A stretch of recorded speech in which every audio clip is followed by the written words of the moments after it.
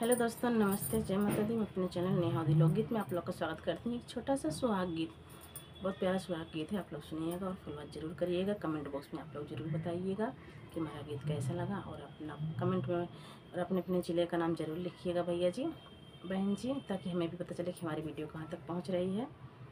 तो आप लोग के हाथ जोड़ के रिक्वेस्ट है कि आप लोग हमारे चैनल को सपोर्ट करें और आगे बढ़ाएँ। हंसी हंसी दुल्हे रामा बीरावा था मामई जी। हंसी हंसी दुल्हे रामा बीरावा था मामई जी। रूठला दुलैना देई बीरावा ना था मई जी। रूठला दुलैना देई बीरवाना थामई जी। के करे गुमाने दाना बीरवाना थामियो जी। के करे गुमाने दाना बीरवाना थामियो जी। के करे गुमाने दाना गयूरी सियाई जी। के करे गुमाने दाना गयूरी सियाई जी। पापा के गुमाने स्वामी बीरवाना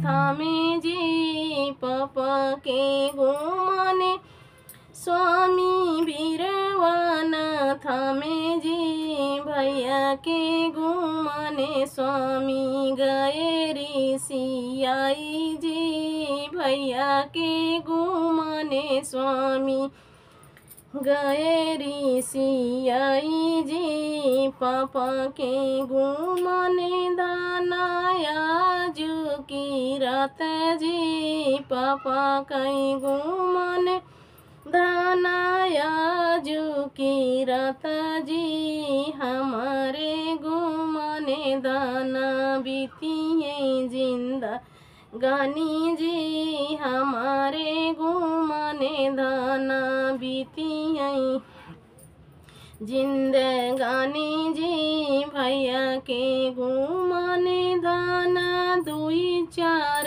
दिन जी। भैया के गुमाने दाना दुई चार दिन जी। हमारे गुमाने दाना जिंदगी बीतैब्यू जी। हमारे गुमाने दाना सिंदूरा लगैब्यू जी।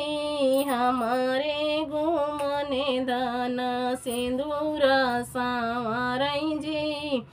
हंसी हंसी दुल्हे रामा बीरवा था मामई जी। हंसी हंसी दुल्हे रामा बीरवा था मामई जी। रूठला दुलैना देई बीरवाना था मई जी। रूठला दुलैना देई बीरवाना था मई